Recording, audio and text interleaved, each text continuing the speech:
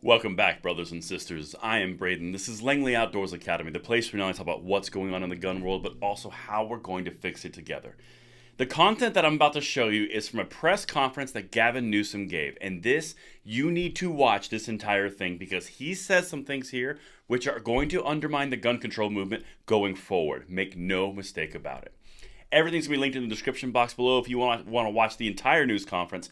And if you are new or you're a returning viewer, please consider hitting that subscribe button, liking the video, and turning the notification bell on. We need as many people as possible to get in the fold so we can pass the blessing of the Second Amendment along to the next generation. Because this clip that I'm about to show you is how we are winning and how we are going to win in time. This is crucial, and please watch this whole thing. Now, the content for the day is brought to you by SDI. And I know a lot of you out there like to modify and upgrade your own guns. And if you're looking to turn a hobby into a career, Sonoran Desert Institute can help. Their online programs cover everything from gunsmithing, ballistics, woodworking and finishes, shooting, sports management, and more. Plus, all the tools and materials are shipped directly to your door.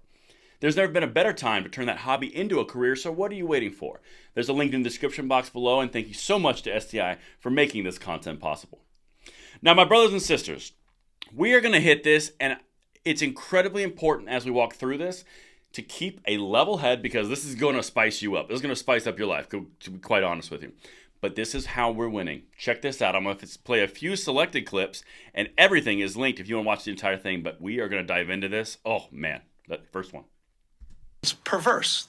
The whole thing is perverse. And the selectivity of the history-only approach is well understood by those that, well, are willing to understand history.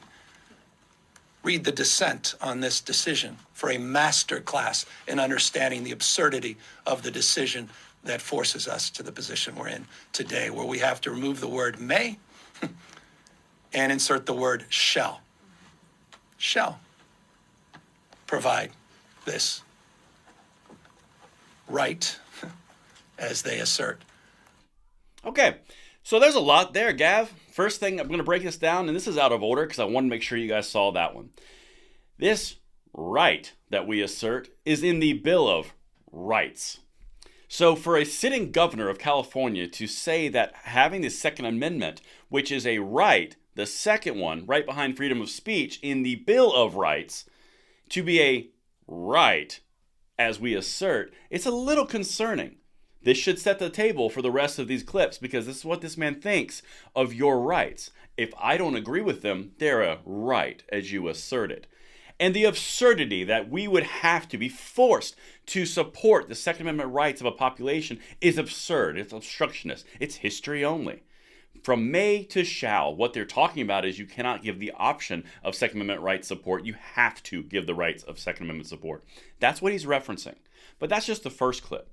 Now we're going to get into this, and I cannot wait because I know on Second Legacy with me and Tim, also linked down there, we're going to dive into this so much deeper. Oh, you guys are going to want to watch that because I cannot wait to see Tim's reaction to this. But now, I want to show you something. Again, this is why they are losing. This is why they're going to lose in time. That's why you subscribe, like the videos, and share them out. Because I'm about to show you something crucial, and you have to dive past the insult to our rights to listen to what he's actually saying. Check this out. Here's the second one. This is big right here. It's not understood by the ideologues, and that's what we're up against.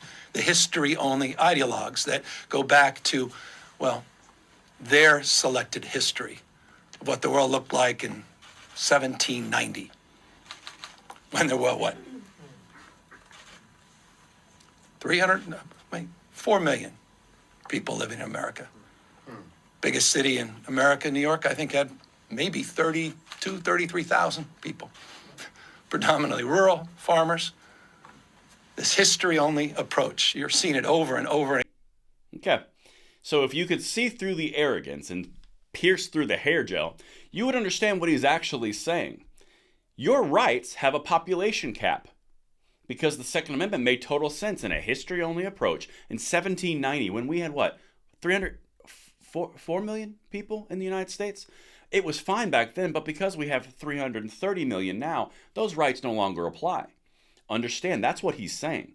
And if you think that it's only the Second Amendment that people like this are going to hit, it's not that. They can use this exact same argument against your protection of due process. You could have your freedom of speech removed. We've already seen a few of those things happen because back then there were only 4 million people in the country. It was a good room for discourse. But now with 330 million, with 500 million, that's just not quite as applicable today. Apparently, according to the governor of California, all the rights of which we have in the Bill of Rights are just really population capped, and once we get over certain populations, they're just not applicable anymore. That's why they're losing, because they say things of that level of insanity. And the next one I've got, this is the last one. This is a new branded phrase I didn't think I was going to hear this week. Check this out. Promote JR-15s so that young children, babies, can learn the muscle memory that is required when they're old enough, or perhaps unfortunate enough to be in the possession of a weapon of mass destruction, an AR-15 type platform. It's good. Did he just say an AR-15 is a weapon of mass destruction? Because I'm pretty sure I was alive around that whole shenanigan in the Middle East. I'm pretty sure that a weapon of mass destruction would be like a nuclear weapon, a biological weapon, an ICBM. I'm pretty sure that a small arm is not a mass destructive device. But I'm just saying. Now, the reason that I brought this to you in this format is because legitimately, these are the responses. These are the actions. These are the words of people who are against the wall, and their entire gun control empire is crumbling because the Supreme Court stepped in and said, stop doing that.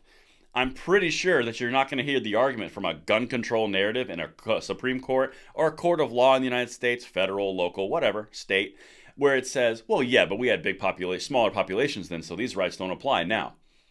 Rights don't have population caps. AR-15s aren't weapons of mass destruction, and it is a right so asserted. And that's what I've got for you guys. Make sure you send this one out. Let me know what you guys think in the comments below, and I will see you on the next one. I'm Braden. See you later.